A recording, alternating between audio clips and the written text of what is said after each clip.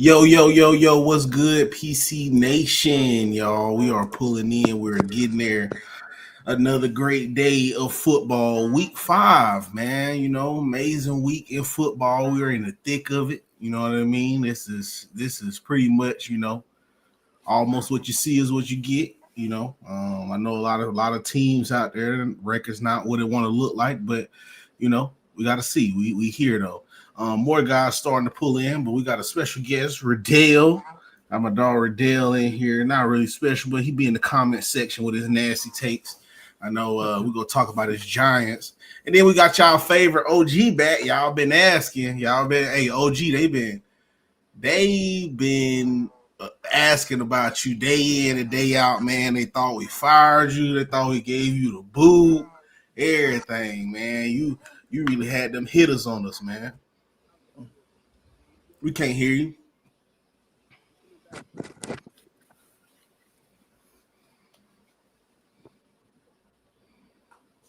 OG Colts. Yeah, OG talking about something. They talk about Puka, but OG will be back. I guess he's just getting the sound right. Puka Nacua, the best wide receiver in football. Best wide receiver in football is crazy. I mean, he playing the best this year, but I wouldn't say he the best wide receiver in football as long as Justin Jefferson playing. I don't know what you're talking about. Who had the better rookie year? I mean, you can say numbers wise, but Justin Jefferson missed 4 games. Then he missed like 2. No, yeah. He had a better rookie year than Jamar Chase and Jettis. The only thing that was holding him back is injuries. Imagine if he didn't get injured the last couple of years. What are we saying about Puka Nacua? I'm just saying. I think people need to be ready. Nah, I don't know, man. He's not better than Justin Jefferson, though. Justin Jefferson is putting up GOAT type numbers, bro. He putting up GOAT type numbers. Like, watch yourself now. Watch yourself. Like, you tripping. Like, Justin Jefferson still is the top dog. Until somebody show me otherwise, because I mean, even when Cooper Kupp got that triple crown, I mean, Jettis was like in the same ballpark with like 50-some less catches. Like, so I mean, he could have did it too. Like, he just hindered by quarterback play right now. But Carson Wentz can give him the ball. So, like, I don't know. This game today, he been missing Jettis. Jettis has been open.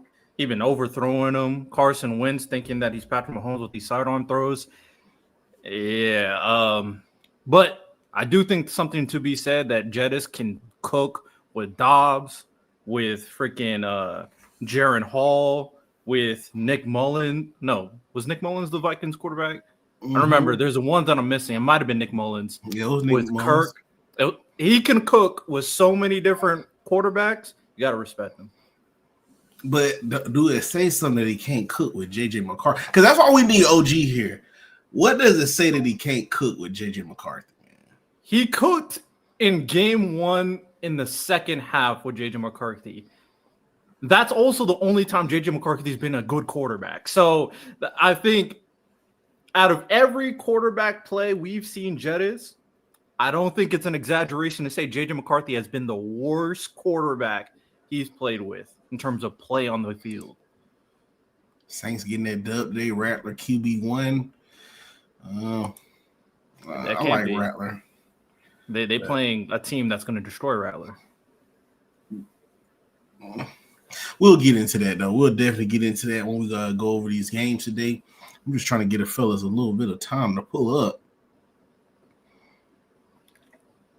They don't locked in. What's up, Mike? Yo, can you hear me? Yeah. Good. Nice. How we doing? We good, man. We good, dog. There we go. All right, here we go. We lit. What's going on? Okay, there we go. OG, we can hear you out, man. Got your man back in the building. What's going on, everybody? Everybody been they was you sent them goons through on us, man. Like them boys was on our head, man. They thought we gave you the boot and everything, some more. They was on our head about you, OG. Nah, well, it's good. I'm glad everybody was checking for your boy, but back in the building, you know what I'm saying? Had a couple of interesting weeks, but we back here, good to go, ready to rock and roll. You know what I'm saying? Another Sunday, so feeling pretty good about that. getting things done on Splash Sports as well. Had a nice takedown in the tiers contest last week. So looking at some couple of interesting decisions for today. So I feel good about that. You know what I'm saying? So we lit. Let's go. Let's get ready to roll. Roll Tides. Hey, come on, man. Come on. Don't get me started, man. Let's not get you started there. hey, we back. We back. Everybody was up here talking crazy about us, but we looking back. But we can start off with the Thursday night game, man. How y'all feel about that game, man? And Matt Jones, bro, being able to take down the Rams. Looked like the Rams was going to almost pull it off, but Kyron Williams, that fumble, that's tough, bro, because I don't know how I feel about it. It's heads up play, but that's the first thing they teach you in football is how to hold on to the ball. So it's like, I don't know, man. And what you think about it? The second thing they teach you is that you should listen to me when I tell people certain things. Because let me tell you, when I told everybody when the Niners traded up in that draft that year, that Kyle Shanahan looked at Mac Jones as the quarterback that can run his offense. The organization fell in love with Trey Lance. We see what Trey Lance ended up turning out to be. Mac Jones really had, some bad situations where it started to look like he was getting ready to turn into Carson Wentz. You know what I'm saying? But Kyle Shanahan gets him in that system. And tell me right now, he's not playing better than Brock Purdy. Mac Jones is doing his thing. So I know you like to hear that, Bam. Now, he's having much better success than Bryce Young. We'll get into that at some point as well. But I don't think we're in a situation where Brock Purdy, and I'm going to sit back here and get comfortable, fellas. And I don't think we're in a situation where Brock Purdy is getting ready to lose the gig. You feel what I'm saying? But Mac Jones is definitely capable of running Kyle Shanahan's offense. And he was the pick they should have made a couple years ago. He could be a Super Bowl winning quarterback right now if they would have went with him and not Trey Lance. Nah, yeah, I feel you. I definitely feel you on that. I've been saying that about Mac Jones too. A lot of people, they'll just come up here, Trent, blow it off, but you can't give a young quarterback no offensive coordinator and expect him to be good in the NFL. It just don't work like that. Everybody's not Tom Brady, and then it even took Brady years to get to that level where he'll need an offensive coordinator. Hell, Patrick Mahomes said he didn't even learn how to read a defense until year 4 or 5, something like that. So I mean, it just that quote's a little misconstrued, but I mean, I hear what you're saying. I will say this though: Matt Jones can run an offense. He could do a job. He's the perfect backup quarterback you want. When your quarterback goes out, he just slides right in and does the job. And Kyle Shanahan, regardless of what you say in the playoffs and the Super Bowl, he is one of the best offensive play callers in the NFL still. And he knows how to do the bare minimum with a lot of different types of quarterbacks. Brock Purdy, at the end of the day, was Mr. Irrelevant, the last pick of the NFL draft. He made people really think Jimmy G was a serviceable starting quarterback. He can do wonders. And I will also say, I mean, it's not a high bar when it comes down to comparing him to Trey Lance. Trey Lance can't even get a backup job. That was just a terrible pickup. And I do think we need to really look at NFL teams and what they're looking at when it comes to quarterback, because the obsession with traits, maybe it's Josh Allen's fault, maybe it's Patrick Mahomes' fault, but they've been constantly failing on these picks. These quarterbacks are constantly busting. Matt Jones made a whole bunch of more sense compared to Trey Lance, for sure. Now, listen, you talk about it, but, it's kind of twofold in what you say. If you look at Bill Parcells' rules for drafting a quarterback, it's basically Brock Purdy. A 3-year starter, at least 23, at least 30 starts, at least 23 wins. Brock Purdy did fit that description, and he was able to come in and be serviceable in one of the most quarterback-friendly systems in the NFL. Most quarterbacks get into the Shanahan system, and they do well. So, but the Lance was a bad pick. But listen, let me ask you fellas this. Who's the best team in the NFC West? The Rams. Right now, I don't know. Nah, the Rams. It's the Niners. It's probably it's still the Rams, but it's the Niners. They just beat the Rams. Division, though. That's not how it works. No, it's the Niners, bro. No, it's not. When it comes down to like games like this, It's just one of those, we're feeling energetic, everybody's injured, they're doubting us, and then we're going to go ball out. If it came to a playoff game, who are you picking, Rams or 49ers? Take the Rams. With Matt Jones, I'm picking 49ers. You are lying to me. I'm dead ass. We're not picking the 49ers. With Mac Jones, I'm picking the 49ers, bro. Bro, for him to be, I don't think y'all are the bullshit.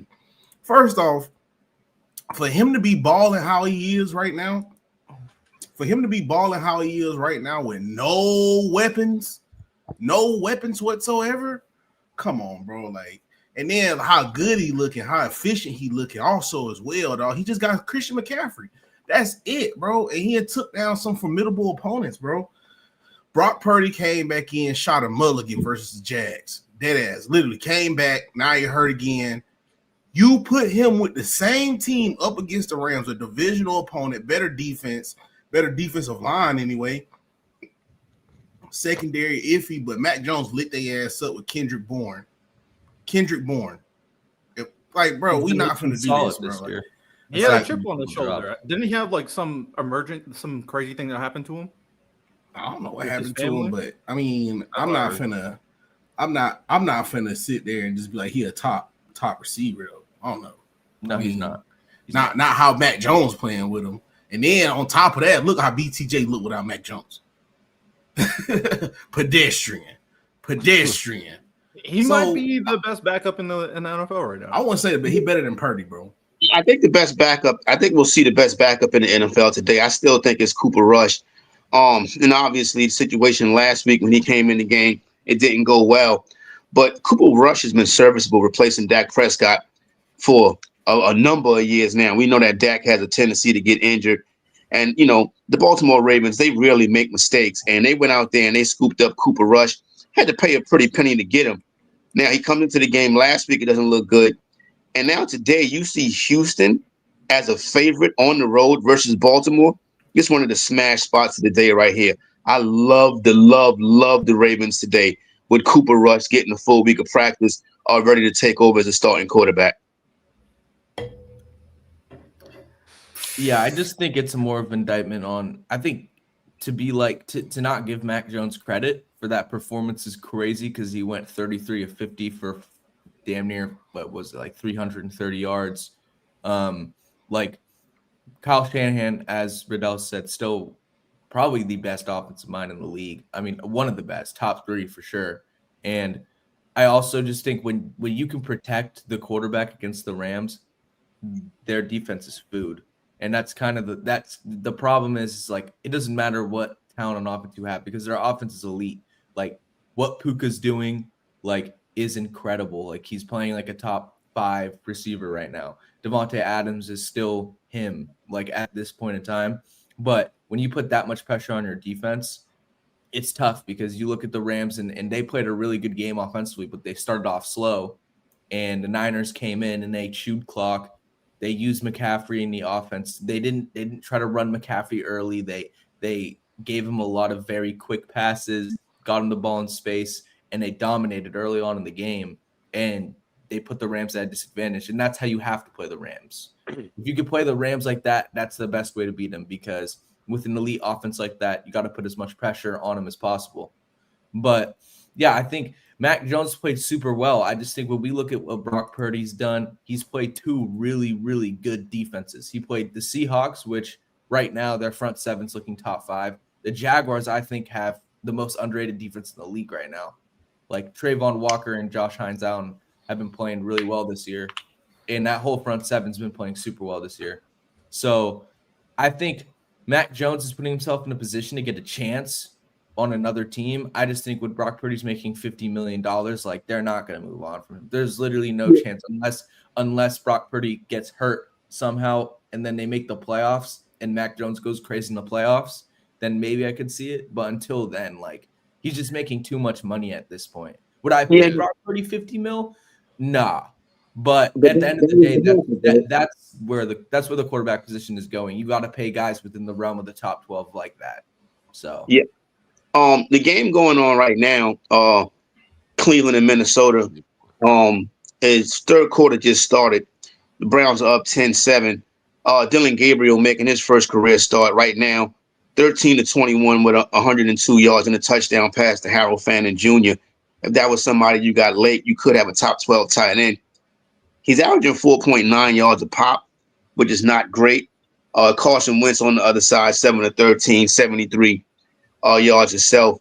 I believe the touchdown scorers in this game so far have been Harold Fannin Jr. and Josh Oliver.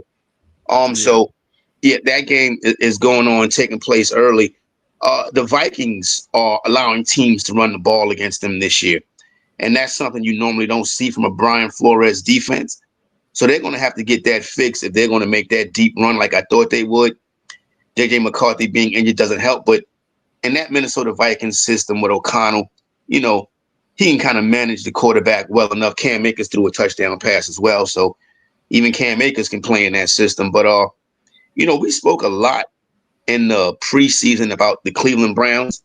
Obviously their quarterback situation is something that was headlines. And then I kept saying that this is not a bad roster. This is a team that has a quarterback issue. And Quinshon Judkins has been phenomenal. Right now, today, 8 carries for 51 yards. He's averaging 6.4 yards a pop against a Brian Flores defense that was already in London or wherever they're playing. They've been out there for 2 weeks now. And now you fly the Browns in to face a team that's been out there sitting. That's what happened to the Buffalo Bills when they messed up and they kind of lost their footing last season. They went across the pond to play a team that had been out there for 2 weeks already. The NFL shouldn't do that because it can cause an injury. But Gabriel so far right now doing the job, hasn't thrown no interceptions. But it's going to be interesting if Cleveland can go out there and get this win. It's going to be interesting to see how this AFC North shakes up. Speaking of which, I know we talk about the Vikings, but what about your boy J.J. McCarthy, man? Man, we've been waiting on that. We've been waiting on that. Man. He's hurt. What do you want him to do when he's hurt? You know what I'm saying? Even before he got hurt, even before he was hurt, that second game he played, he wasn't looking too good. He had that one good quarter, that good half. They might give him. Justin Jefferson quarterback proof, but he ain't J.J. McCarthy proof. Look like. I listen now. Don't get me wrong. It hasn't been the start that I wanted. You talking about the game against the Falcons, where he was going awful. You know what I'm saying? In that game against Atlanta. So, but listen, I'm still going to be a believer in J.J. McCarthy. I'm not going to give up on him yet. We saw the one good game on the road versus Chicago, and then he dropped that absolute dud, and that was pretty embarrassing. But now he's hurt. So let's see what happens when he gets back healthy. I still have faith in J.J. McCarthy. Yeah, I think J.J. McCarthy, he gonna be more in the quarterback battle than some people think, though. I think Carson Wentz is gonna give him a little run for his money. I know he's not playing the best right now. He didn't play the best last game, but he's going to get some good defenses. The Steelers was a good defense. Browns was a good defense. I don't know, man. Carson Wentz, he coming out here. He's not gonna let J.J. McCarthy just come back and get that spot back. I also think it's like, I don't think J.J. McCarthy is put in a good position to succeed as a quarterback, because I said this, my only issue with J.J. was really the Vikings offense isn't an offense where you can afford to run the ball more than you pass the ball. This is an offense where the quarterback needs to throw it at least 35 times a game because of the playmakers that you have out the pass game. And I just think it's really hard for any quarterback that's a rookie or a first-year starter, especially a quarterback who didn't have that many attempts in college, to go in and succeed at a high level in this sort of offense. But I do think Carson Wentz is a veteran, and he's somebody who's been in the league for a long time. He may be devoid of talent to an extent, but I think it's just a tough spot to be in. And also the offensive line has sucked. Especially in the games where McCarthy has played, he may have been holding onto the ball, but he's getting sacked 5+ times.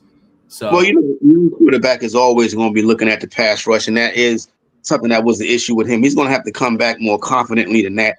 But I didn't see Carson Wentz throw too many left-hand passes as a right-handed quarterback to really think that Carson Wentz is going to be a starter in the NFL again. So, but I'm gonna stick beside him. You know what I'm saying? I'm gonna stick beside my man J.J. McCarthy. If I got to go out, listen, I'm a Dallas Cowboy fan, so I didn't stuck beside some bad situations for a long time. So I'm definitely built for it. So I'm definitely going to hang in there with JJ, but we'll see how he bounces back. But the Vikings need to figure out a way to get a win today. So it's going to be interesting to see how this one plays out the rest of the game. And obviously, we'll keep you updated. And probably, if you're watching on the second screen, we should be your first screen anyway. What else we got going on today? Go ahead. I was about to say, I'm glad you said get a win today, because that brings you to who we're sponsored by today. Splash Sports. Stop playing against the house. Play against other fans and win even if you miss a leg. Quick Picks is on Splash. It's their new pure draft fantasy sports game where you can pick more or less on at least two or more players. Your entry match with other players at the same buy-in and pick count. But here's why it's fire. Fair matchmaking, more strategy, better odds. New users can use code PLAYERS for a deposit match up to $50 and 100% boost on your first entry. Hit the link in the bio or scan this little QR code right here, what you see on the screen, and go ahead and start winning you some money, man. I think we just had a score in the for the Minnesota Vikings. Let me update this right quick. Who scored? Because I got Jordan Addison. Speaking of fantasy, how everybody doing in their fantasy right now, man? For real, we got Fidel up here. We got I'm busting y'all. Y'all out of my team, and I just came out here, just did work. Malik Neighbors got hurt, man. That took you out right there. Yeah, that one was tough. That's my first one. I believe the touchdown was Jordan Mason. Okay, that's Jordan good for one of my fantasy teams. Shout out Jordan Mason. I am curious to see what they plan to do when Aaron Jones eventually gets healthy, when he comes back from IR, because Jordan Mason's the better rusher so far this season, and Aaron Jones is a really good receiving back. Is Jordan Mason just going to be the starting running back, and Aaron Jones going to be like the schemed up gadget third down back? I don't know. We'll see. So, I mean, we might as well start off with the first game after this one. The 1:00 games. But the first game up on here on the slate, what we got up on this site right here, Raiders versus Colts. I'm pretty sure we Indy's favorite at 7.5, plus 7.5. I mean, the Raiders plus 7.5. So they think Indy should beat them pretty convincingly. Trey, I remember a couple episodes ago, you said you're not all the way bought in on the Daniel Jones hype. So how you feel about this game? Do you think this is a game they possibly could lose, maybe after losing the heartbreaker versus the Rams the week before, or they pretty much put belt to these boys right here? I think when you coming off of a week where you play a talented team like that, and then you come in and you're playing a weaker team, I feel like it's easy to get complacent. It's easy to feel like, oh, we got the Raiders next week. Like we could chill this week. We got the Raiders. Like, and I feel like that could hurt them, but also Daniel Jones has been playing good in the regular season, and it should be an easy game for them to go and win. I do have the Colts winning, but I wouldn't be surprised if the Raiders put up more of a fight than people are expecting. I think the Raiders have got some things they're trying to get through. I think they're trying to get their chemistry, get their plays right. The Raiders are not looking good for sure, but yeah, I believe in Geno. I'm a Seahawks fan. I think Geno and Pete Carroll, they're gonna be able to figure it out and get it right once they get that offensive system right. And they might surprise some people. Honestly, I'm not big on Daniel Jones though. I'm not big on him throughout 18 games. Like he might have a couple good good games in the regular season, but quarterbacks tend to fall off during the playoffs. Like it's hard to be a quarterback and be a good quarterback in pressure moments. And I feel like that's why I'm not too high on Daniel Jones. You don't think Daniel Jones is in a bad situation? Huh? You don't think Daniel Jones was in a bad situation? How Sam Darnold was? No, you mean Sam Darnold was in a bad situation where? With the Jets. You remember when Sam Darnold was I thought you were talking about yeah. No, he was in the same situation. Then he goes to the Panthers, look kind of bad. And then finally he gets to go to the Vikings in a competent franchise. And then he puts up the numbers he put, and then you see what he's doing with y'all. Two things to be true. I think he was bad in New York, and the situation was also bad. Yeah. It wasn't. The situation was bad, but we're not going to sit here and act like Daniel Jones was a great quarterback, and his situation was just bad. It was both. He was bad, and the situation was bad. It went hand in hand. Well, he never really had no offensive line with the Giants, and then the organization has really been poorly ran for a number of years now. So that was the thing. He probably shouldn't have had the draft capital that he had coming in as well. He did take that team to the playoffs into the second round one year when Saquon was healthy. But what he's doing this season, I got to give Daniel Jones his prop. He's kind of rebuilding, his career right here. And listen, he could make that pick that the Colts had, that disastrous pick of Anthony Richardson. He can actually help step in and fill the gap for that organization at this point. Like, I don't really think that it was ever that Daniel Jones didn't have much skills, but I think that it was more so of a situation where, Jones needed to be in a system and given an opportunity. He won that quarterback battle early in camp too. They didn't even waste no time. They've been one of the surprises of the NFL so far this season. You know what I mean? With their first loss coming on the road versus the Rams. I mean, they got wins over the Dolphins, the Broncos, both close games. They blew the Titans out. And then they had a shot against the Rams late, wasn't able to get it done. And what we've seen so far is that they can play well against bad teams. And unfortunately, the Raiders are not as good as I thought they were going to be this year. At least they haven't proven that yet, even though I still think that there's a chance that they can turn the situation around out there in Vegas. But when you look at Daniel Jones, this talk of him being an MVP candidate is early in the season, but you got to give some credence to it because he had the Colts sitting in first place. They're probably going to win that division. He's only thrown 2 interceptions so far this season. He's third in the league in yards. It seems as if the system that he's working in is fitting him right now. He's spreading the ball out, getting them to all the weapons. He's completing 71% of his passes at almost 9 yards a pop. That's like prime Aaron Rodgers numbers right there. So this is it's a small sample size. Like we gotta relax.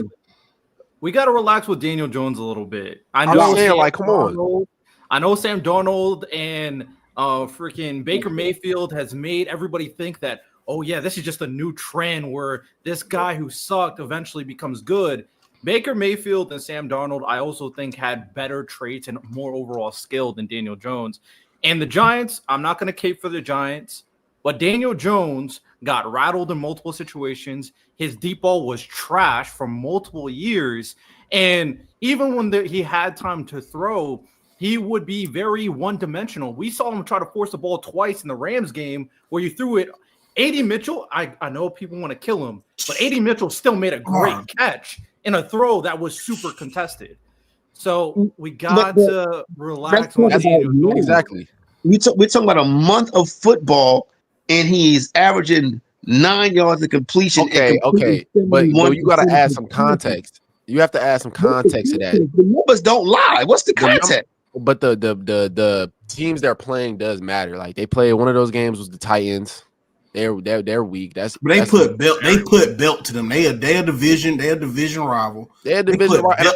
I saw somebody belt to them though. I saw somebody in there say that. They said we don't care about Daniel Jones performing in the playoffs. We just want him to win the division. Now, if that's the goal for the Colts is just to win the division, I think Daniel Jones is the perfect quarterback. I completely and then agree. They beat the Broncos. But yeah, they did. Shout out that blocked field goal. They went toe to toe. They went toe to toe with the Rams. It literally, but he looked very flustered in that game against the Rams, and that's a top defense. That's what I'm saying. Against those top defenses, we see if Daniel Jones can really show. Rams aren't a top defense. They're good. They have a top pass rush, but they're he did force a ball. Their secondary is trash.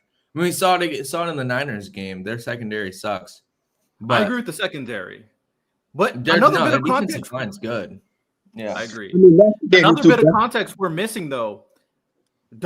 We need to remember Shane Steichen's also an elite play caller. Yes, he is. Remember when he had the Gardner Minshew, someone who does he even work in the NFL anymore? I don't even know. I don't even know if he's good enough to be a backup. He had Gardner Minshew almost bring the Colts to the playoffs. He had Gardner Minshew running that offense way better than Anthony Richardson did in his rookie year after he got injured. And of course, Jalen Hurts' arguable best year of his career Was was with with Shane Steichen. Steichen. So Shane Steichen is also an elite play caller, and Colts also have like 5 weapons that can go to in their wide receiver depth chart, in addition to Tyler Warren, in addition to JT, in addition to a great offensive line.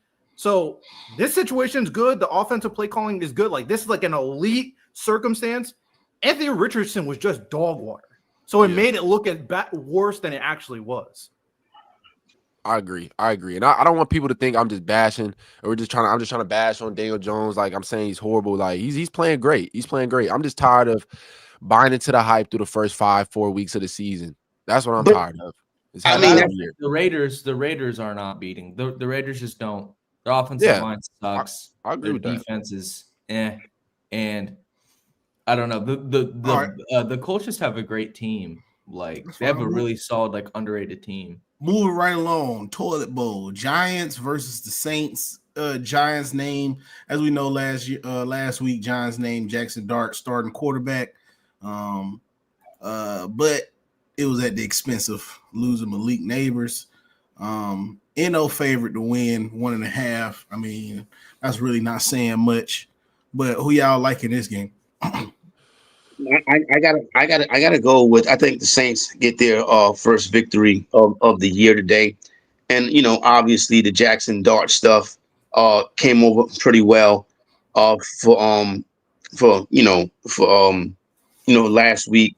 He was in a very good spot at home with a team coming across the country.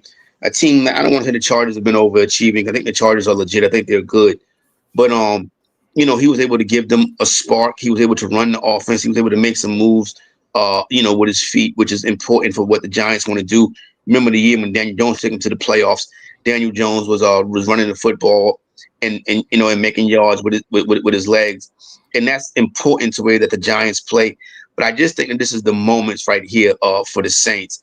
I'm heavy on Alvin Kamara today in some of my tiers contests on Splash Sports. I think he can have a big game today. I'm not sure too much what Spencer Rattler's going to do, but I would lay that number with the Saints, especially with everybody coming in with this Jackson Dart love.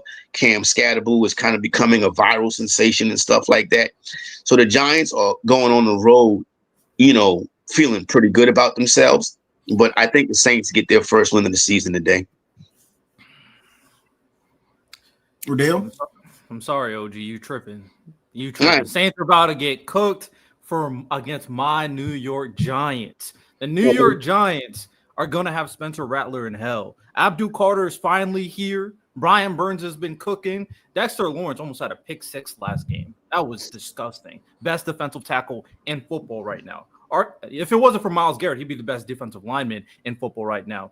Drew Phillips is going to have Chris Olave in an island. The Giants defense is going to dominate. I'm not scared of that Saints defense. Jackson Dart is going to RPO them to death. Yes, losing Malik Neighbors is tough. But slept on receiver that nobody talks about, Wan'Dale Robinson is a good wide receiver. He's a good slot receiver. He has sure hands. He makes the plays. And someone said in the chat, it's time for Scatterbo. That boy is going to dominate. He's going to run people over. He's going to meme on people. And he's going to emote in the end zone.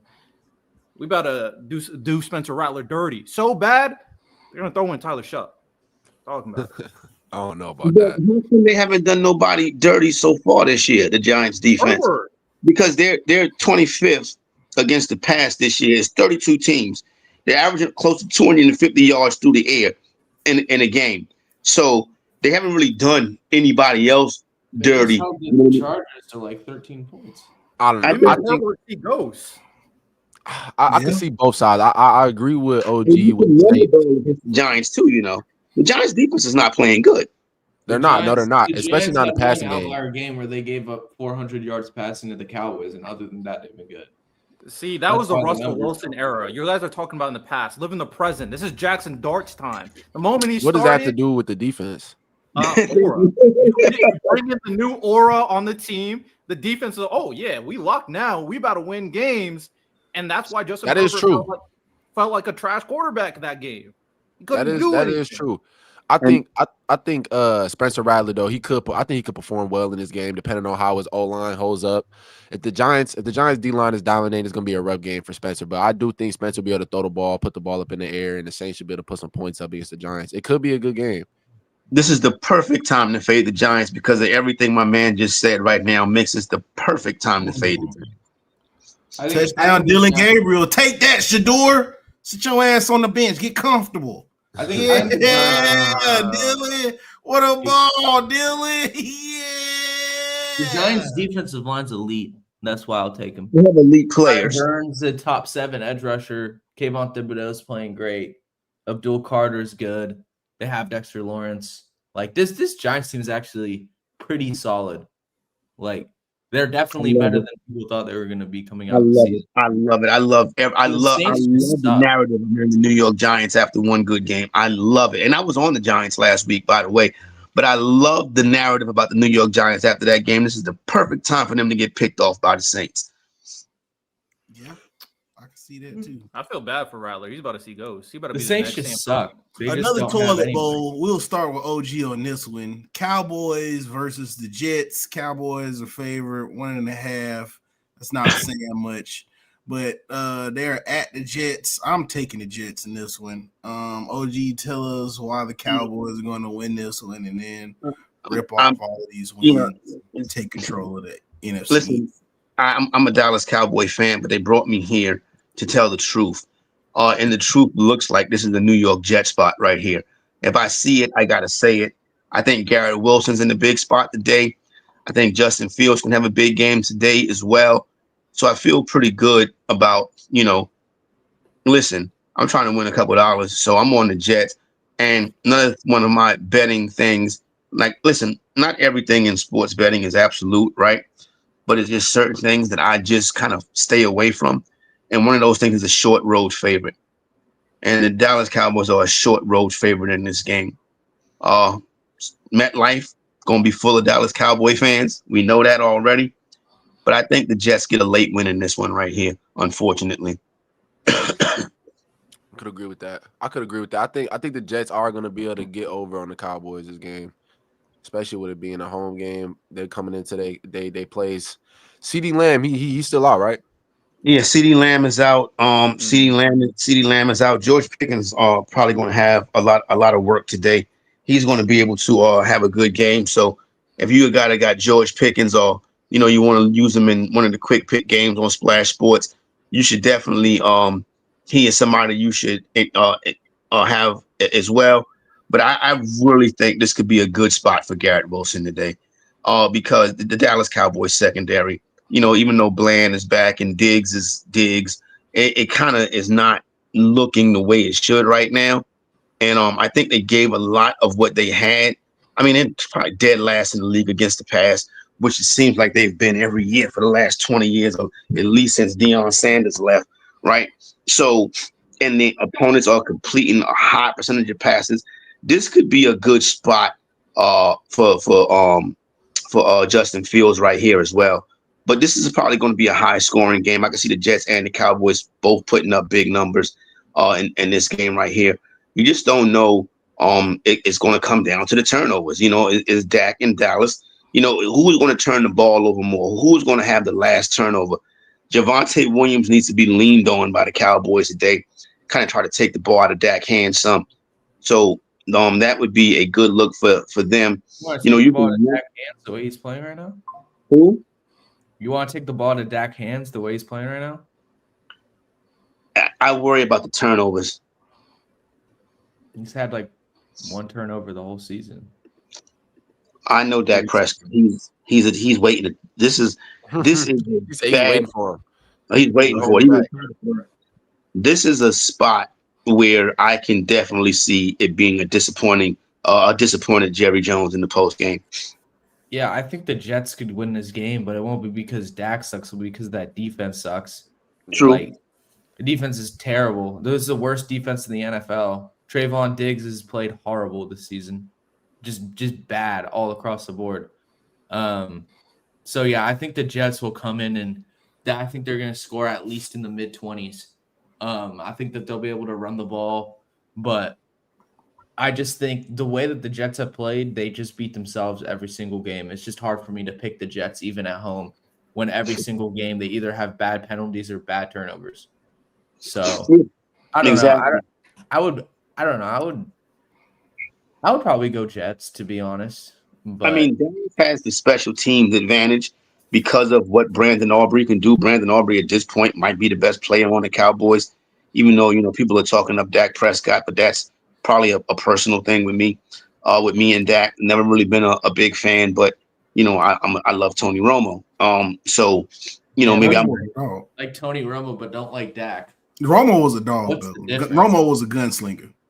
Gunslinger throwing 3 interceptions in the playoffs, and I mean, he just got unlucky a few times. That Seattle game, unlucky in 06. That was just a freakish play. Yeah, it's Dak's fault in the playoffs 100%. And then versus the Packers, that was robbery.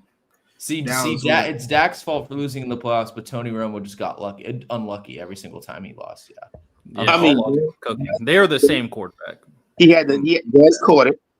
Dez caught it, right? You had that. The Dez caught it play. You got Patrick Creighton dropping a football that would have ended the Giants in 07. You got the slip. You got the fumble versus the Seahawks, which was a team that was ready to make a run to. So when has Dak ever had those moments? The best team Dak had the moments against Green Bay in his rookie year, where he brought them back from a 17-point deficit, and then Aaron Rodgers made a ridiculous game-winning drive.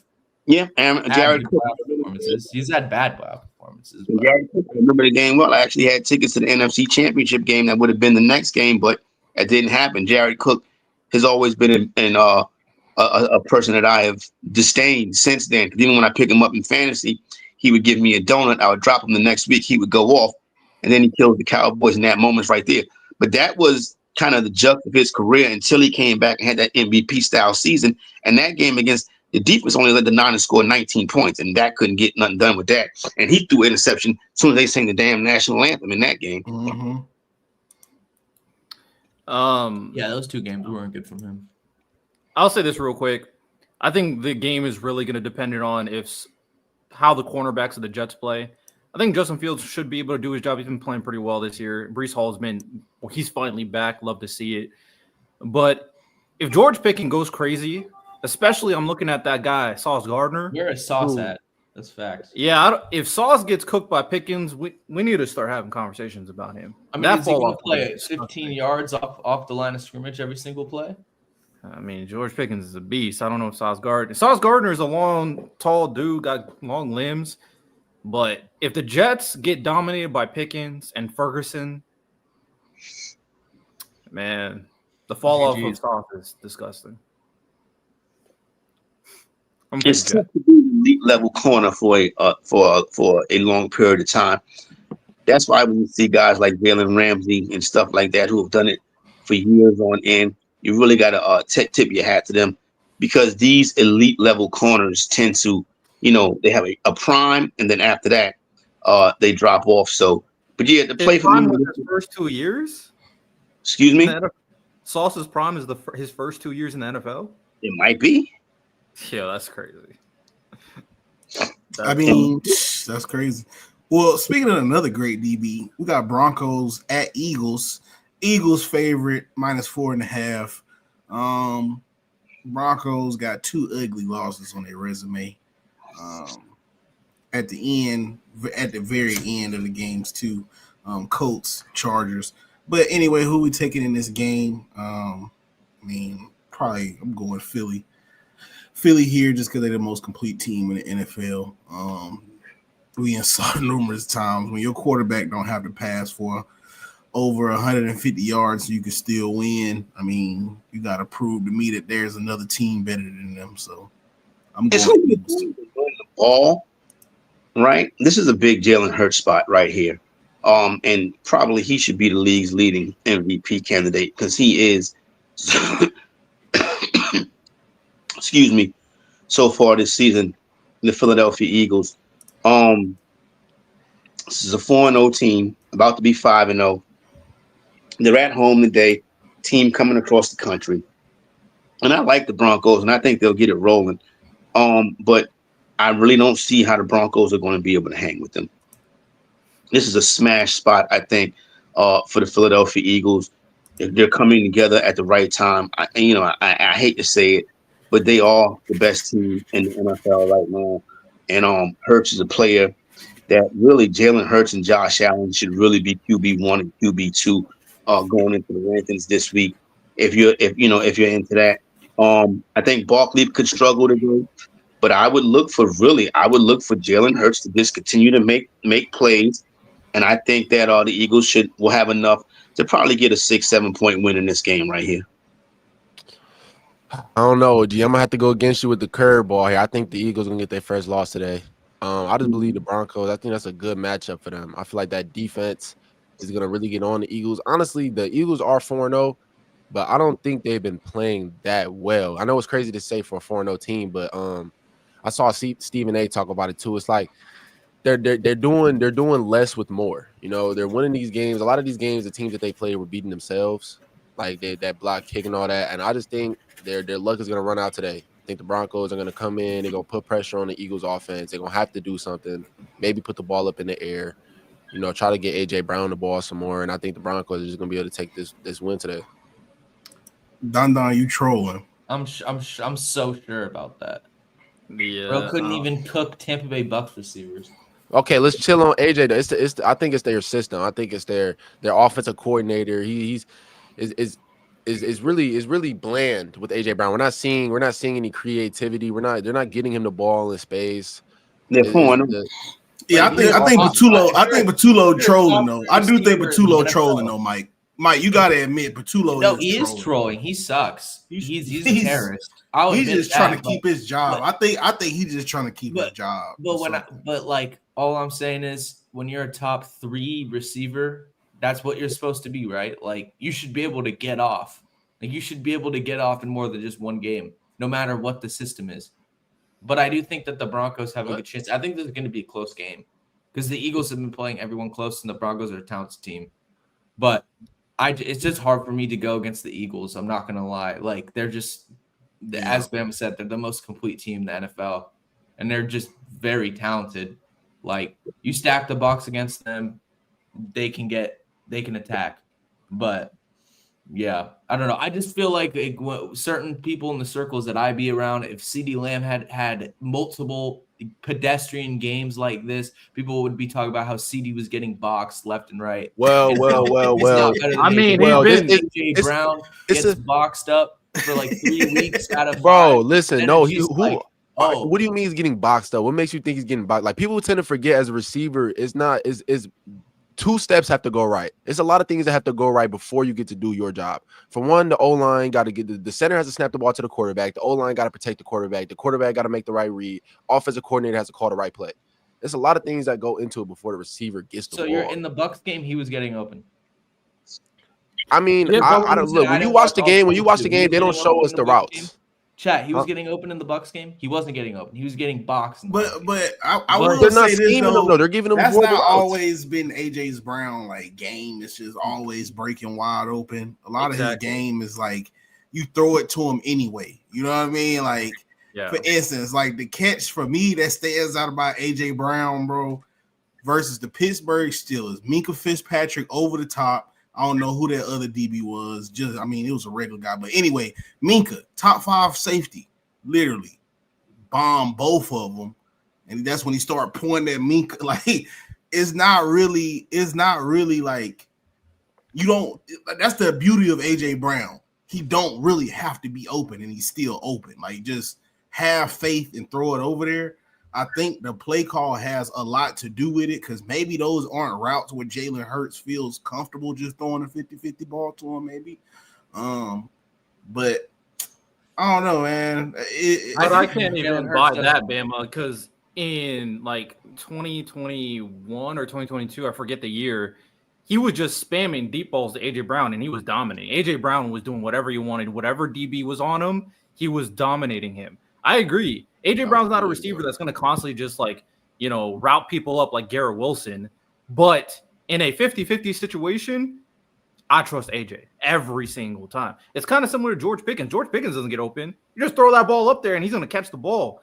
And even if you don't want to go like 50-50, you just got to put it into his hands. He is a strong runner. He can get an extra 5 yards running the ball with contact. So there's really no excuse for A.J. Brown not getting involved in this game other than Kevin Patullo is trolling. That's what it is. Exactly. He's trolling, It's bro. the coordinator, bro. It's Yeah, the play caller. Kevin Patullo is trolling. A couple years ago, the offense looked completely different. It looked completely different. So And y'all to try to sit here and just get on A.J. Brown after he's in the media handling it, how he's handling it, I think that's crazy. You want your superstar receiver to be upset. Your number one receiver needs to want the ball. He has to be a diva. When is a top 3 receiver in the NFL been given the excuse for the scheme? Well, when do we see a top 3 receiver in the NFL? Usually with a great team like this, though. Like we're acting like he also doesn't have the best running back on the team. Like they don't have a great O-line. Like they don't have a great defense. Like this is a team that they don't have. He also has a great wide receiver too. This is a team that doesn't have to just rely on A.J. Brown. As we can see the 4-0. They have to rely on Jalen Hurts, and Jalen Hurts is going to win the football game for them today. Now, with that being said, there is a lot of sharp money coming in on the Denver Broncos, so I still think it's a Philadelphia win. It probably will be a close game. I just worry about how the Broncos are going to score, right? That seems to be what's going to be an issue for me. But I think Philadelphia will get theirs. Listen, I'm still with later 4.5, 3.5 is what I got it at. With Philadelphia, 4.5 seems a bit much, and you're starting to see the market reflect that. That number will probably close at 4.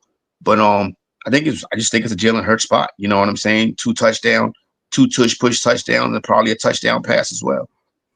Yeah, I'm moving on to the next game, another toilet bowl, which will bring me to what I got to say about this dude right here. But Dolphins versus Panthers, it's not looking well for either one of these Alabama quarterbacks. I was told Mike this. Mac Jones like the best quarterback of recent coming out of Alabama. Him and Jalen Hurts. I mean, if you want to add Jalen Hurts in there, but Jalen Hurts really wasn't that good at Alabama. But we talk about the ones that was actually decent, put up good passing numbers over Tua and Mac and Bryce Young. And I know it took me a while to come to this conclusion, but Bryce Young just isn't good, bro. He's ass. I don't know what happened to his confidence, what happened to that dude at Alabama, but I don't know. I don't think that guy's ever coming again, bro. Tua sucks, has no arm. He just should go ahead and retire, bro, just from the concussions, because he plays like he knows he's one hit away from ending his career. So it's like, bro, if you playing like that already, bro, like just go ahead and retire, bro. That was a pity contract they gave Tua with the Dolphins. That's why they struggling. Go ahead and put what's my boy Quinn Ewers in, bro, because I mean, this is like literally, bro. Like people could say what they want. Tyreek was in shock, bro, but I think he was happy because he ain't got to play with Tua no more. You in shackles, bro. Enjoy your 2 years off. Enjoy your 2 years off, Tyreek Hill. I hate it had to be at the expense of some of your speed, but you know it is what it is. Enjoy your 2 years off. Tua kind of like pissing me off, bro, because the thing that makes Waddle and Hill so dynamic, we can't even use them in that regard, is because you know Tua just don't have enough arm to get to him. Bryce Young is just garbage. You got Ted McMillan over there. It's just, you know, I can only blame Xavier Legette so much, Bryce. You know what I'm saying? Like he only pisses on you so much. You know what I mean? But you know, Bryce continues to go out there and stink it up, man. Like, you know, in a very easy division, I would agree this division is wide open outside of Tampa for the next 2 spots. But, you know, it is what it is. Another toilet bowl going on. They got Miami favorite at 1.5. What Unc said, the 1.5 favorite on the road, go against it. So I guess Bryce might get his second win today, maybe. Who knows? Yeah, and I also said that everything in sports betting is not absolute, and this will probably be one of those not absolute spots. I can't get behind the Carolina Panthers no more. Kind of costing me so far early in the season, and I'm turning away. The quarterback play looks terrible. He's really, really not playing well at all. It looks like Carolina don't practice. So it's probably going to be another crazy coach at the end of the season for the Panthers. I heard this week that one of their podcasts that covers the team actually shut down. because they was like, it makes no sense to continue to cover this foolishness, and that's unfortunate right there. That those content creators, or the team is stunk so bad that those content creators have decided to call it with them. But I really think that this is a good spot for Devon Achane. He should be able to run the ball all over their defense today. He would be one of the, if you're on Splash Sports in the tiers contest, he would be somebody that I would definitely consider if he's not in the same tier as, well, you can do multiple lineups, but if he's not in the same tier as Josh Allen and Jalen Hurts, who probably would be my top 2 quarterback and players on the day. And when you just look, I mean, they really are not doing anything well defensively.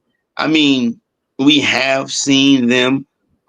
It's more difficult to throw the football against Carolina, but you can run it all over them, and that would probably be what Let me Miami. say this real quick, OG. If you put Mac in Carolina or the Dolphins, they either 3-1 or undefeated. Mac Jones throws a deep ball. Mac Jones throws a deep ball way better than those 2 quarterbacks. Like he does. He's leagues better than Tua and Bryce Young. Mac clears them, and he's 6'4". Both of them are undersized. Tua's 6 foot. Bryce Young is like 5'10". Both of them little midgets out there, bro. First off, Mac Jones is 6'4", so that's a way bigger frame throwing the ball and seeing over the defense, bro. I think if he had Tyreek Hill and Jalen Waddle, bro. Jalen Waddle was averaging 25 yards a catch when he was at Alabama with Mac Jones before he got hurt. 25 yards a catch. That's OD, bro. Like, well, I already know. Like, it would have been clockwork if he would have had them too, bro. Like, it would have been clockwork. Then if you give him somebody like Ted McMillan, bro, like, come on, bro. Like, how many times do Bryce Young got to get benched mid-game? Mid-game, bro. I've never seen that shit so many times until this nigga came into the league, bro. Benching him mid-game, and then they'll walk him right back out there again, stink it up, bench him mid-game again. Like, bro, how many times do we just have to see that, bro? But that's horrible coaching, though, too. Ass, bro. That's horrible coaching. This up on the 2 different coaches, though. It's up on the 2 different coaches. But I ain't gonna lie, even if you put Mac Jones, the Dolphins one, I'll hear you out a little bit with that. Maybe if he played on the Dolphins would definitely have a better record right now. But with the Panthers, like, come on, like, I understand Bryce Young is not playing good. I agree with that. But let's not sit here and just see past the coaching problems that they have and knows and how that really can affect things. Like Mac Jones, okay, yeah, he's been playing good, but come on, Kyle Shanahan. Now you coming over here with whoever, I forgot his name over there in Carolina. He's horrible. I mean, we see it. We're blaming the head coach for Bryce Young playing like ass. We're blaming the coordinators and the head coach as well. Yes, because he's the one that hired the coordinators. He oversees missing open passes. He's taking bad sacks. It's not on the coaching. He's just not good. And why is he not developed? Why is he not developed like that? Because he's just not good. It's just a confidence issue. It got to be a confidence. And that's also part. I think confidence issues also comes from bad coaching as well. I think those all come from as a coach. You want your quarterback to be comfortable. And then I cursed Drew Brees, bro, because he made it think that short quarterbacks can just easily throw for 5. No, the biggest caveat with short quarterbacks is them seeing over that towering ass offensive line, and then on top of the windows in the league already being small, you got to throw through a window of offensive linemen, bro. It take a lot of confidence to do that. Something that your quarterback don't have right now. Will he ever get it? Maybe, possibly. I hope so, just because I'm an Alabama fan. But don't look like he finna get that confidence to be the type of passer he needs to be to elevate this team to heights that they need to go to. They're garbage, bro. Like it is. So, Bama, my question to you then, because this is a total ball game. I do think the Dolphins are going to win this game, but more than likely, both of these teams top 5 draft picks. We kind of more than likely are going to see that trajectory. Yeah. You drafting a quarterback in this quarterback draft right now? It depends who come out. Nope. Lenoris. He's not going to go. Drew Aller. I don't know. Drew Aller's ass, bro. Yeah, he hasn't been great. There's another one I'm not thinking of that a lot of people are high on. But probably Mendoza from Indiana. Let me see who else. Carson Beck. I might take Carson Beck, though. I ain't gonna lie. You give me Carson Beck, I'll take Carson Beck over Bryce right now. Bryce Young, wait. Todd Simpson. I'm definitely taking on. Todd Simpson over Todd Bryce Simpson's Young. not going to come out either. Come on, bro. This is 4th year. He graduated already. I guarantee you he's not going to come out this year. You say you taking Carson Beck over John Mateer. Mateer is the one I was thinking of. Yeah. I mean, it's a few quarterbacks I'll take over him. Shit. But you also have to take them at a top 5 pick. That's you got fine. that much confidence? That's fine. Mateer look good. I'll take with a top 5 pick. I'll take Mateer. I'll take Carson Beck with a top 5 pick. For sure. I ain't gonna lie. Whoever Carolina get, y'all gonna be looking at it. Okay, we need a new offensive coordinator. That's what they need to pick. They need to get a new offensive coordinator. That's what they need. What's been so bad about the OC this year? It's the positions he's putting Bryce Young in. Also, as a coach, why would you take your quarterback out the game and then throw him back in and then like do that over? That doesn't make sense. That's not something you do. He was ass. But that's not something you do. You either let him rock or you not. It's one or the other. You either let him play or he's not playing. That's what was messing with his confidence too. Like that all plays hand in hand. When you going out there and you just got off the bench, like come on, all that stuff plays hand in hand. I'm not saying that Bryce Young. I mean, I'm not saying he should be, or he's a great quarterback. He's just a horrible offensive. He's a bad quarterback. He's playing bad, but he's playing even worse because of the coordinator. Total in this game right here. Is let me find it right quick. The total in this game right here, and I gotta refresh this screen. Is I think one of the more interesting numbers where you might be able to make a couple dollars at on this Sunday right here, because both of these teams, are not really great offensively. But both teams should be able to run the ball today. So that would tend to lead to a lower scoring game as the clock is continuously moving. 44.5. That's probably about right on the number. I said this is probably, I can't get behind it because they burned me so many times this season, but this is probably a Carolina spot. And, to be fair to Bryce Young, because we have spent a good portion of the day talking trash about Bryce Young. We spent a good portion of the regular season talking trash about Bryce Young, and he has deserved that talk about him. But when you look at it, this is only the Panthers' second home game of the season. They've played 3 road games so far this year, and they have stunk in all of those games. And they have the one game against a division opponent, the Atlanta Falcons, that they won. And, even in that game, Bryce Young was not great. Carolina will probably, I hate to say this, they'll probably win the game because they're at home. But I think that this is a spot that is Carolina can win the game. I think the under 44.5 is probably a good play in this one as well. Bryce just does not step up. If Carolina loses this game today, I can seriously see them possibly thinking about putting Bryce Young on the bench. And this time for the rest of the season. I would agree with that. I think that would prove my point even more when the backup comes in and does horrible too. Who's their backup currently? Dalton went in and scored a touchdown. You talking about Andy Dalton? Yeah, Andy Dalton scored a touchdown. What is that? He scored a touchdown. A lot of quarterbacks scored touchdowns. To be fair, Andy Dalton, like Bryce Young had that resurgence, but before that resurgence, Andy Dalton was balling when he came in for Bryce Young. I think it was his rookie year. So he might play better than Bryce Young. I'm just saying. And Tet's a dog. And when they get Jalen Hurts back, if you have Ted McMillan, like you have like Chuba Hubbard, like it's not like this offense is just devoid of like any talent. Like he's just been garbage. Now I am disappointed in my boy Xavier. I'll take the Panthers in this game though. What'd you say? I don't know what happened to Leggett. I don't know why he sucks so much. So yeah, he just is bad. He needs to lock in. Yeah, I think the Panthers will win this game though. I don't think the Dolphins are good. I just don't think they're good. I think they got lucky in the last game against the Jets. Jets completely beat themselves. but I don't think that they really did anything special in that game. Their offense was fine, but if you need a spot start at running back, I would give Rico Dowdle a shot if he's on the waiver wire this morning. With Hubbard being, yeah, Rico Dotto. I mean, he was good on the Cowboys, so he might have a good game here. The Dolphins do not have a good defense. I do like their pass rush, like Chop Robinson. I like some of their edge rushers, but I do think they're probably going to run the ball a lot to establish the pass game for this team. So we'll see.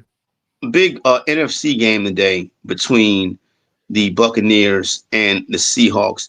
Both teams come in 3-1 on the season. I'm shocked to see when I looked at this spread. I was shocked to see that the Seahawks are a 3.5 point favorite in this one right here. Especially with the Buccaneers, what they've been able to do so far on the road this year. No Bucky Irvin. I believe Mike Evans is out as well. So maybe because of those injuries is why we're seeing this number the way it is. But I just think that this is a good Baker Mayfield spot. I think they go out there and definitely cover the 3.5. I think they can get the win outright. I'm gonna have to disagree with you, OJ. I think the Seahawks gonna get this game. They've been playing well. They're coming off a good game last week. I got the Seahawks beating the Bucs. I think Bucky Irvin is really gonna hurt them. I think not having Bucky Irvin and Mike is gonna hurt them. I do like Baker Mayfield playing good in this game, but I don't think they're gonna be able to beat the Seahawks or cover that spread 3.5. It would be run the ball against Seattle. So, I think that kind of minimizes the injury. So I think you got to lean on the passing game. And I think that's a better way of beating Seattle is through the air. And the thing about it is you can't really run the ball on the Bucs either. Yeah. Yeah, I think this will be the best. I think this will be the best game of the week. I'm very intrigued in this game. I'll take Tampa Bay because I trust their quarterback more. But this Seattle defense is legit, except for Tariq Woolen. But everything else on this defense is fire. So I could see it going either way. But yeah, this is a big narrative game. The number 1 overall pick versus the number 2 overall pick. Baker versus Sam. After seeing like their first couple of years, we didn't think that this was going to be a big game in the future. Like their careers were shot. They both were on the Panthers. Like we thought these guys were done. Come out, both of them playing well, both leading 2 of the best teams in the NFC right now. I will take the Seattle Seahawks because one, it's a home game, and Seattle has one of the best home games of home playoff advantages in the NFL right now. I do think missing Bucky Irving's huge. I am not a fan of Rachaad White personally. I do kind of like Sean Tucker. He's a weird one. He can just do crazy things. He's a good spark plug. But Rachaad White is not an efficient runner. And Bucky Irving can always make a couple extra yardages with how hard he runs, especially in between the tackles. And the Seahawks defense, even though they are missing Devon Witherspoon and Tariq Woolen has been DeMarcus Lawrence out too, I think. Yeah, DeMarcus Lawrence is out. I still trust him. I'm curious what Emma Warry is going to do on this defense because he has a lot of physical talent. But they are going to able to put a lot of pressure. I mean, the Bucs still don't have Mike Evans either.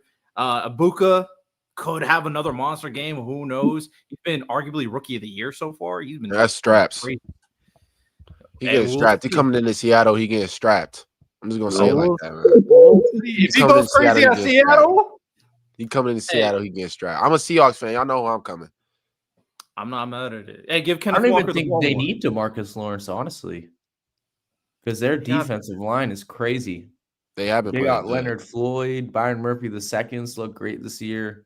And they've got dudes on the edge too. It's great to see the Seahawks with a good D line.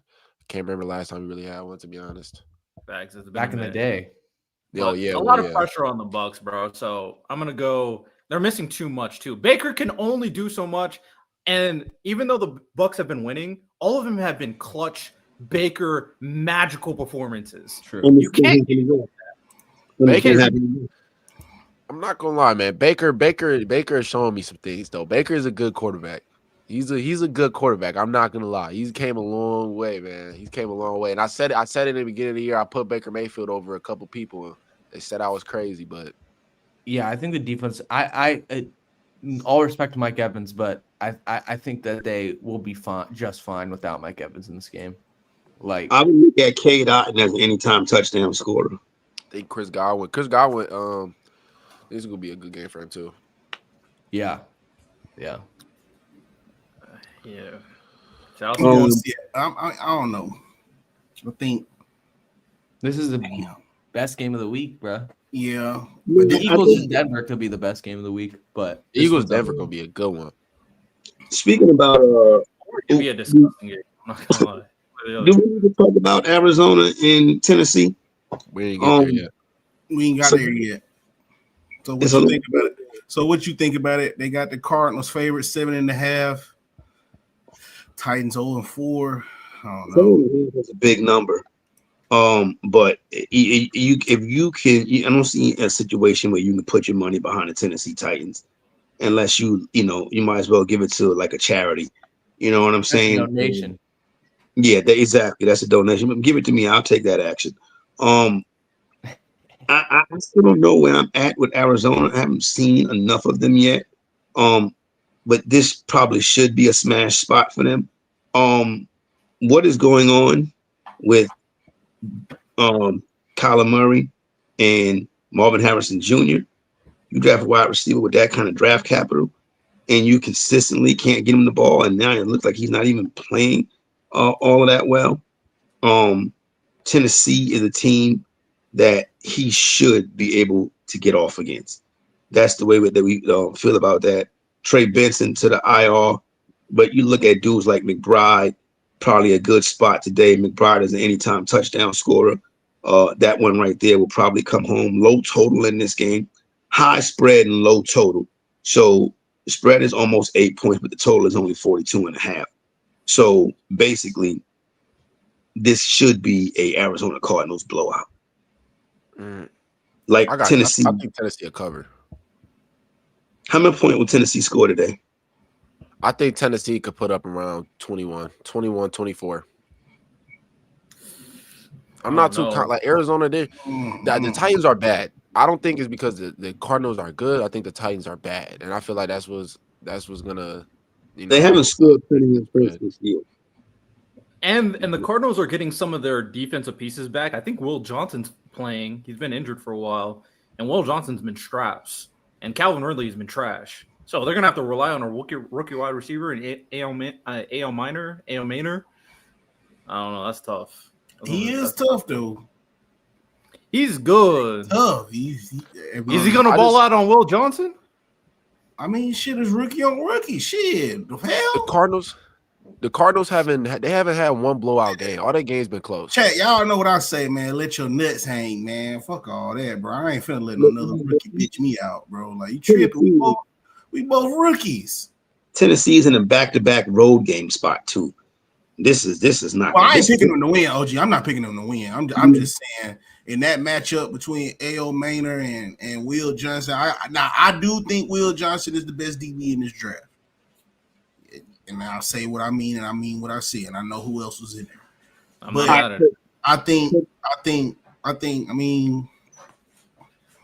don't know.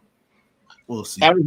Arizona had played Carolina in Arizona. They won the game by 5 points. They went on the road to play the Saints. They won the game by 7 points. So at the end, though, because they just played prevent defense, and Bryce Young just torched the defense for like. Okay, that could be that very well. Because they was torching the Panthers. They was drilling them bad. So this is probably 20-12, something like that. Arizona 20-12. If Arizona can't win this game, bro, I got Arizona in survival. They need to take a serious look in the mirror about that team and where they're going moving forward. That's all I'll say. Yeah, I'd probably say you got to move up off of Kyler Murray. Yeah, well, yeah. I was off Kyler Murray ever since he played y'all Seahawks and had 3 interceptions in a game that could have had him win the division that year. So yeah, but yeah, I just think also if we're gonna say that a head coach should be fired, I'm fine with saying that the Titans head coach should be fired because Brian Callahan is not good. they have been bad, like bad. And Cam Ward hasn't been like great, but like, bro, he's been getting sold up the river all season long. So I think though they got their quarterback though in Tennessee though. That's one thing I will say. I know they've been bad, but I think they do got their QB though. I think Cam Ward's going to be good. What are you supposed to do with this team? Yeah, with these receivers, like, good luck, bro. Yeah, it's not great. Also, the Cardinals are not moving off Kyler. There's just not a quarterback worth giving up Kyler for anytime soon. That's the problem with trying to draft a quarterback in this next draft. There's just nobody that I would bet on. Did y'all talk about the Texans and Ravens already? But yeah, I talked about the Texans. Lions, Bengals. They got the 425 game. I think this one should be built. The short 9.5 favorite. I think this will pretty much be built unless the Lions. I think the Bengals should get a Jameis though, man. Like for Chase, bro. I feel bad for Chase, bro. Like they just need to go get somebody like Jameis and just let him chunk that ball to Chase, bro. Like that way Chase still get his numbers, bro. Jake Browning, because Jake Browning is Browns salute. Lions about to ask. Yeah, I've always historically under the Dan Campbell, they've been a very good team versus the spread. So you can take that into consideration right there. And then the Lions blow teams out. When the Lions have an advantage, they tend to blow teams out. Let me ask you guys a question right quick. I'm trying to make a decision in this tiers contest on Splash Sports. And you have different players in different tiers, and then you pick the player out the tier that you think would be able to score the most points. And I noticed this week you got a tier with Trevor Lawrence and Derrick Henry. I think Baltimore wins the game today. I think Derrick Henry plays a big role, but I also think tomorrow night that Jacksonville upsets Kansas City. And who do you think is better shot this week, Trevor Lawrence or Derrick Henry? I'll go Derrick Henry. I don't think Jaguars beat the Chiefs. Yeah, I'm with you. They got to give him more carries with Lamar being gone. Facts. They got to force feed him. They have to. He needs a redemption. He needs to get his confidence back. Even though I don't think he's lost any confidence, but I know as a running back, you fumble the ball, especially multiple games in a row. Start to question, am I secure with the ball? What I'm doing, how I'm holding the ball, is that right? And I heard how you was talking about Cooper Rush versus the Texans. Two different systems. Cowboys had more of a system where you can control the game, manage the game. This offense is built around Lamar heavy. And if Lamar not there, y'all finna see how bad this offense looks. Because when they had Greg Roman, that was more so of a game manager type of offense. So that's where you could see Tyrod Taylor's come in. And what was my other boy that came in? Tyler Huntley. And he looked remotely close to being like Lamar, whatever the case may be. But in this offense, what they have now behind Todd Monken, bro, this cooks, bro. What we saw from Cooper Rush in that game when he had to relieve Mahomes, we're gonna see that again, bro. Buns, bro. I hate to break it. And the Texans defense is also a legit defense too. Yeah, Stingley. Will Anderson coming off the edge. Will Anderson might be the best edge duo in the NFL right now. Yeah. And sure. I'm completely with you. I do think there's something to be said that the Ravens offense, one thing that I don't like about it is it relies too much on Lamar just figuring out a play, where it's like a lot of him just creating everything by himself. There's really not much schemed up screen passes, quick read type offensive plays in the Ravens. It's Lamar, figure out the offense, play out a structure, and then we'll work from there. Maybe RPOs with Derrick Henry or Justice Hill. Cooper Rush is not that type of quarterback. So, yeah, there's a mismatch on this team, and I also think Cooper Rush is going to struggle. As for OG's question, I'm definitely going Derrick Henry. They need to just give him the ball consistently, like every single time, basically, and just work off play action. That's the best hope they got. As for the Jaguars and the Chiefs, Trevor Lawrence has not been as good. Even though they've been winning, he hasn't been that great this year. And the Chiefs are finally getting their momentum back. They're getting their swagger back. This is gonna be a time for Trevor Lawrence to air that ball out, and he's gonna throw interceptions. That's gonna happen. So yeah, I'm gonna go Derek. Yeah, I think I would stick with Derrick Henry there as well. What about Justin Herbert or Jalen Hurts? Who would Herbert plays.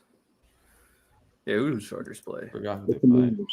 Chargers play the Commanders today. That's going to be a good Oh, game. that might be game of the week right there. So Chargers 2.5 favorite at home. Yeah, give me Herbert over Hurts in this week. Ooh, that's a tough one though. I'm curious to see how the Chargers offensive line holds up without both their tackles. Like that's something that I'm very curious about. But the Commanders don't have a defense I'm too scared of. That's what I'm saying. The Commanders. You're only not scared of them just because they older though, bro. But no, they're food. They're food. The Commanders' defense is not good. I also think that with Hurts playing the Broncos this week, we really don't know what to expect. Honestly, like we don't know what to expect with Hurts out of there. Well, I don't know what to expect. I think that the Broncos' defense is very good. I think this is the best defense that they have played so far in the season. It's gonna be a real test to the Eagles' offense, especially. No, this is the Commanders and Chargers. No, but he's saying in comparison to because he asked Herbert or Hurts, didn't he? Yeah. Yeah. I would definitely go Herbert for that reason. Yeah, but give me the Chargers in this game, bro. Give me the Chargers. I just feel like in order for the Commanders to win, it's a JD backpack because I don't think this Commanders team is that good. I really don't. Like they weren't that good last year though. Yeah, and I think this year the problems that they have as a team is going to like rear its ugly head more than it did last season.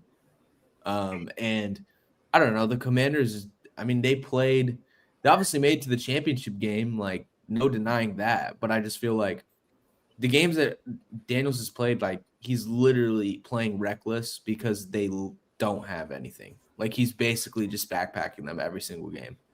So I would take the Chargers over them.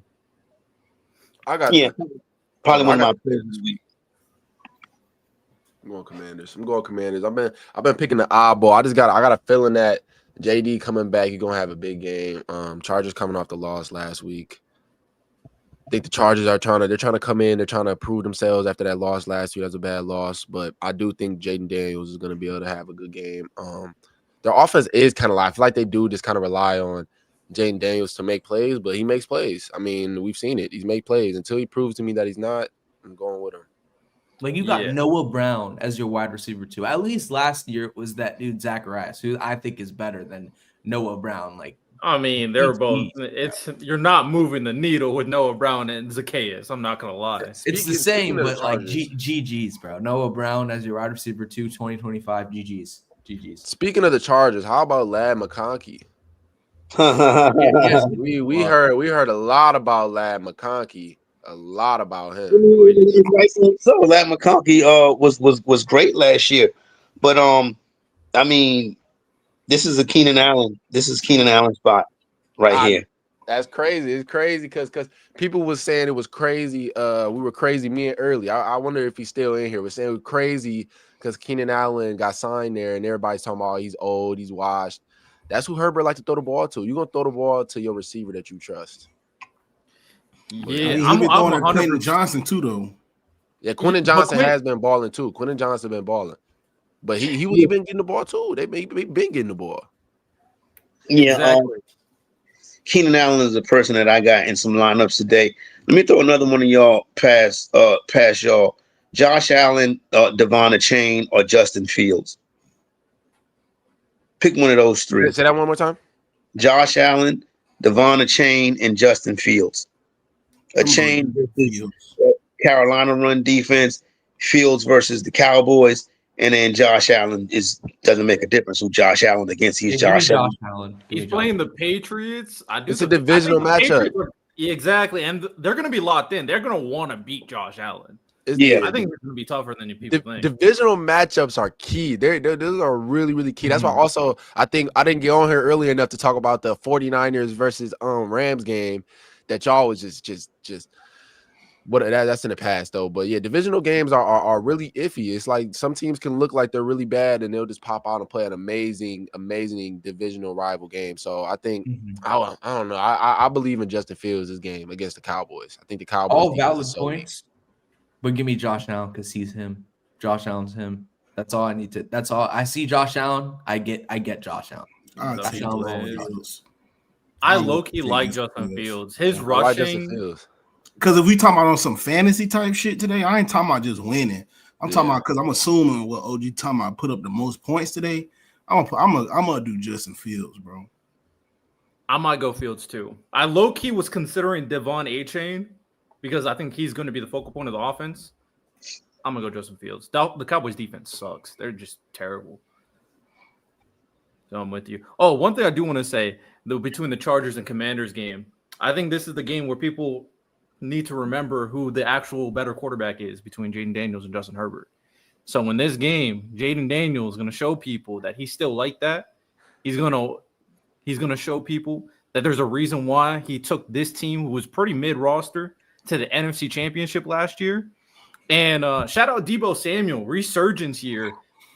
Maybe it wasn't him last year when it comes to the 49ers. And one thing I will say about Glad McConkey, I don't think it's his fault. I just think he's the focal point on defenses, and then Keenan Allen he trusts more, and then Quentin Johnson can just benefit from both of them getting all the attention and with them deep throws. So it's just a situation thing. I think it's a Justin Herbert thing. I think Justin Herbert, and even a coordinating thing, I think they like Quentin Johnson and Keenan Allen. Also, I don't think that it's Lab. Yeah, it's definitely not a Lab McConkey thing. He's a good receiver. It's just he's just not getting. I mean, I think Amarian Hampton almost has as much receiving yards as he does. Damn near. It's pretty close. So it's just how the offense is set up. Yeah, and I'm with you with like Keenan Allen coming to this team and being good. I don't know why people thought he was washed. I try to tell people too that the year before he went to the Bears, he had an amazing year. And then when he went to the Bears, Caleb Williams just kept on missing him. Yeah. He actually had a pretty good year when you take into the context of the situation. Yeah, receivers like that don't rely on their speed and athleticism to be good are in the league and they're good for a while. Like we've seen with Larry Fitzgerald. Larry Fitzgerald was good for a while because he didn't rely on speed. He relied on his technique and his hands. So, yeah.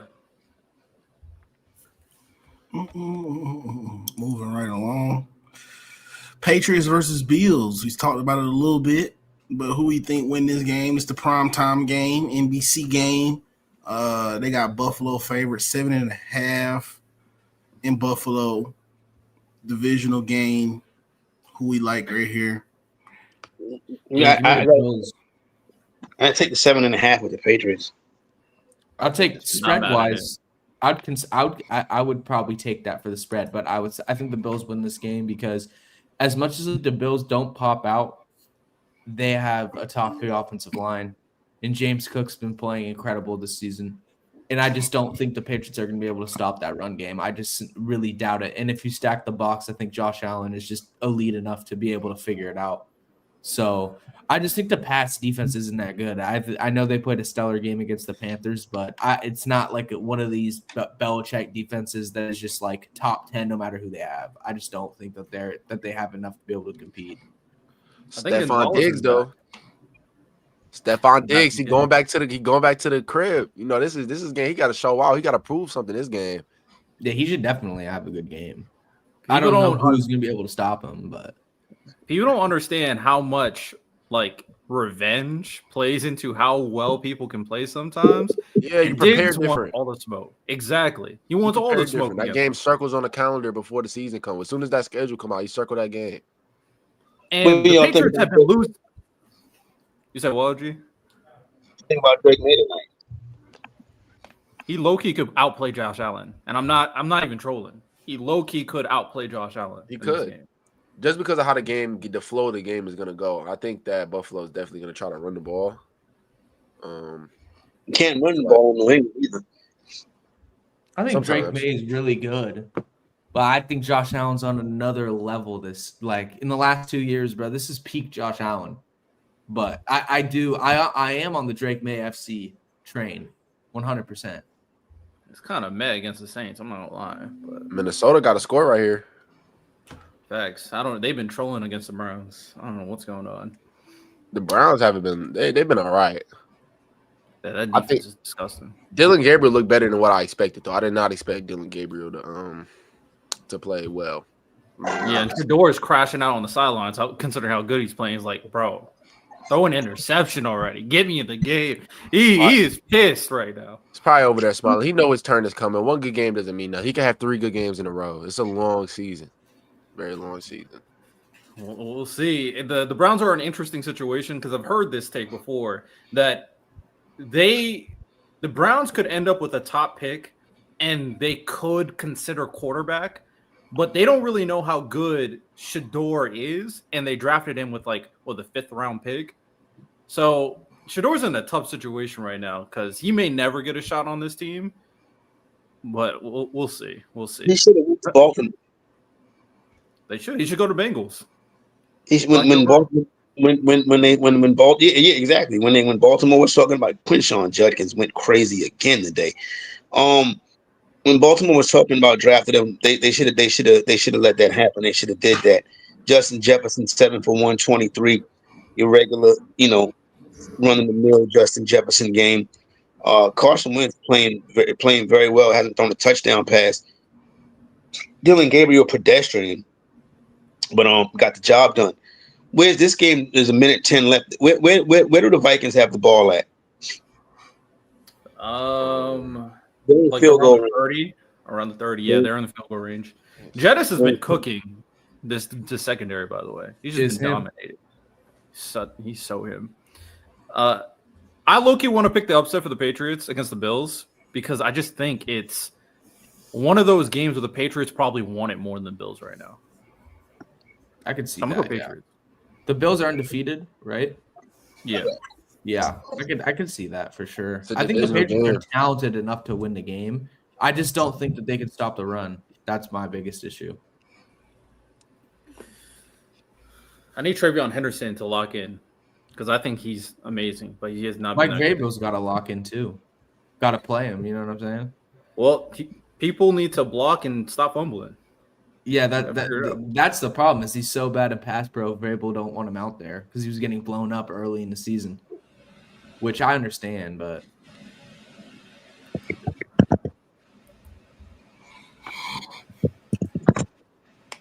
And we got the Monday night game, Chiefs versus Jaguars in Jacksonville. KC 3.5 point favorite. How we feel about that game? Mahomes fresh off a 4 TD performance, 270 yards, I believe, 270 or 290. Anyway, but got Xavier Worthy back, lit the touchdown board up. How y'all feel about it? I feel bad for the NFL that they had hope for 3 weeks that the Chiefs were done, and then Xavier Worthy comes back, and people are now realizing that it's still Mahomes' league. And then when Rashee Rice comes back, I don't know what you're going to do at that point. I'll be honest. It's going to be tough to deal with that passing game. Travis Kelce can be washed all he wants, but Rashee Rice, Xavier Worthy, he revived Tyquan Thornton's career. Who would have thought he would have been a serviceable receiver in the NFL in 2025? This man Mahomes, man. It should be an interesting game. I'm curious to see how they plan to use Travis Hunter in this game. I haven't been liking how Travis Hunter has been playing this year personally. But the Chiefs have been rejuvenized. They have a really good rush defense, so I think that's going to be a very good counter to what the Jaguars like to do, which is run the ball. Travis Etienne, that's his name. He has been playing very good this year, but I think the Chiefs are going to stop him there. Trevor Lawrence has been shaky, even though the offensive line has been protecting him. But once he gets rattled, he starts throwing bad balls, and BTJ has been trash. So I'm confident. Chiefs are going to. I agree. I'm confident in the Chiefs. I think, man, people were getting hard on Patrick Mahomes after those first couple of weeks when we seen him playing with no weapons. No weapons. He's out there. Hollywood Brown. If y'all watched that game when Xavier Worthy went down, y'all saw Hollywood Brown, and it just looked horrible. And I think people really got hard on Patrick Mahomes. But as we see, once he has his weapons, he has a good offensive receiving. He has good offensive receiving threats. Patrick Mahomes is gonna be Patrick Mahomes. And the Jaguars, they don't look too good offensively nor defensively for them to be able to beat the Chiefs. So I'm taking the Chiefs in this. I think the game comes down to third downs. Third down efficiency. You got Kansas City, one of the better third down teams in the league. And then you have Jacksonville, one of the worst third down teams in the league. So whoever defense can get the other team's defense off the field, I think that's going to be critical. I think this is a 3. I would take the 3.5 with Jacksonville. And not only that, I think Jacksonville can pull off the upset in this spot right here. So I'm Jacksonville is one of my plays today. I just don't know what player it is that's going to go off for them. I don't know if it's going to be ETN. I don't know if Brian Thomas Jr. is going to finally start to get wound up. But I think that it's a good spot right here for the Jacksonville Jaguars. So you will start Goff today if you was in fantasy instead of Mahomes? I start Goff almost every single week. For fantasy, particularly because of the team that he has, like no disrespect to Mahomes, but for fantasy, I would go Goff most weeks. Yeah, and Dan Campbell is a bully. He likes bullying bad teams and just running up the score. Yeah, and that's what I said earlier. That when the Lions are heavy favorites, you got to roll with the Lions because they normally blow teams out. Yeah, I think the Jags are a playoff team. Like I think they're talented enough to be a playoff team. I just can't pick Trevor Lawrence in games after watching him these first, even in the Niners game, bro. Like that was their defense just dominating. Like that's what scares me the most about that team. And I just don't Mahomes disrespect is crazy. And at the end of the day, they don't have a lot, but you can't just shut down Mahomes in a game, like unless you're Philly last year. Like that's really the only time he's and the Bucks. But like you know what I'm saying? It's just hard to shut him down. And I think if you don't shut him down, then they'll find a way to win the game. Vikings score. Vikings. I needed that. I needed that right there. I needed that. Here. Yeah, he didn't play the first quarter. It was kind of weird. I think he got in trouble for something. But Jordan Addison, Vikings clicking, about to win this game. We'll see. Dylan Gabriel game-winning drive. Let's see. If he does it, hey, they'll never let it go down. Never let him live it down ever. Yeah, I'm actually going against you, Dale, right now. Oh, word in the normal one? Yeah. And the ESPN one? Yeah, Bam, I'm about to put belt to you. I'm sorry. I doubt it. It's about to be tough. I feel bad for you. Because I have 24. Yeah, Puka's a demon. Lucky I didn't start Stafford. I started Justin Fields. So you better watch that Jets game closely. Hey, JJ McCarthy, you got a real quarterback battle coming up. I'm telling you, that's the number one. The Browns, they talking about the Browns got the number one defense. Carson Wentz, please. At least he knew how to get the ball. Please, he's 6'5", still got a good arm, athletic. He's that's a problem. We have seen Carson Wentz fail plenty of times. The only time we seen him fail was when he got injured. That was the only thing. Like that was the only scratch on Carson Wentz. In Indianapolis when he was throwing the ball with his left hand. You remember that? You talking about that dumpster fire, bro? This is a competent. What we just talked about with Sam Darnold and all of these other quarterbacks. You don't go from an MVP level to you talking about throwing with his left hand. That was a horrible situation. Yeah, we're not going that far though, man. But that was 9 years ago when he was at MVP level. That was 9 years. But that's when he was on the Eagles. He wasn't 2 ACLs ago. Yeah, I get what you're saying. He wasn't bad on the Redskins either, though. He was mid. I'm sorry, Commanders, whatever you want to call them, football team. He was mid at Washington football team. I don't know. Also, at his peak, talented quarterback. Now, no. He still got some of them same tools, man. He's still 6'5", still has a decent arm, probably arm better than JJ McCarthy. He's not mobile anymore. Like his mobility is shot. His mobility is cooked, and his accuracy is very inconsistent. Got some sharp money hitting the Houston Texans right now. So a lot of people are getting behind the Houston Texans. That number is raised a full 1.5. It might go to 3. So as people are getting ready to make their wages on a Sunday morning, as we get closer to kickoff, a lot of money starting to come in on the Texans. I would fade that every time. The Texans they are horrible as favorites. But I don't know how you say that. The Ravens, you're gonna have to rely on a team with probably a mid to bad passing offense and one of the worst bottom 3 defenses in the NFL right now. With Kyle Hamilton not playing, Marlon Humphrey not playing, Matabuke not playing. The Texans can't score. But this defense is like bad. Yeah, they're not great, but they're going up against a defense and a quarterback that probably the least talented they've played so far, other than maybe the Titans. And they beat the Titans. Handily. Houston doesn't score. They're not innovative on. I mean, I get what you're saying. You're going up against the Ravens defense that has been poor this season. Where was Houston at last week? Was Houston on the road last week? I think they played the Titans last week. They played the Titans at home. I'm pretty sure. So it's not a back-to-back road spot, but I just don't like Houston as a favorite. I like ball. I mean, even though the number's going in the wrong direction, I would normally stay away from that, especially this close to kickoff. But they did score 26 last week against Tennessee, right? But 0. I think that was more about of a defensive game. That was more that their defense was so dominant against the Titans' horrible offense that it made it easier on the offense. It made it easier on the Texas offense. They don't win on the road. They don't win as favorites. And like I said, I don't think Super Rush is horrible. Coffee? Nah. How about Sonic Salted? So, but I got to get ready to get up out of here, fellas. It's been cool. Enjoy y'all. I'll be back, hopefully, and everything will be back in order on Wednesday night.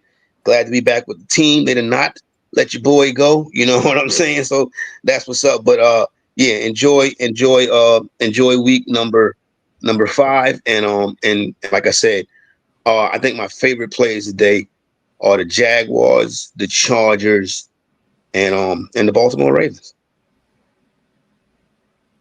Shout out. Salute. All right, fellas. Peace. All right, y'all. Peace.